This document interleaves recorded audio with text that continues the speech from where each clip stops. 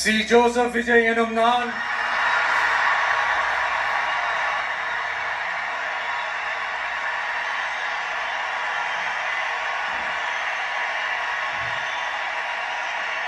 சட்டப்படி அமைக்கப்பெற்ற இந்திய அரசியல் அமைப்பின்பால்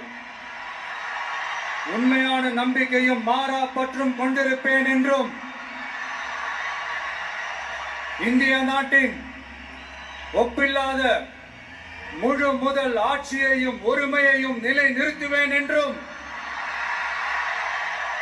தமிழ்நாட்டு அரசின் முதலமைச்சராக உண்மையாகவும் உளச்சான்றின்படியும் என் கடமைகளை நிறைவேற்றுவேன் என்றும் அரசியல் அமைப்பிற்கும் சட்டத்திற்கும் இணங்க அச்சமும் ஒருதலை சார்பும் இன்றி விருப்பு வெறுப்பை விலக்கி பலதரப்பட்ட மக்கள் அனைவருக்கும் நேர்மையானதை செய்வேன் என்றும் ஆண்டவன் மீது ஆணையிட்டு உறுதிமொழிகிறேன்.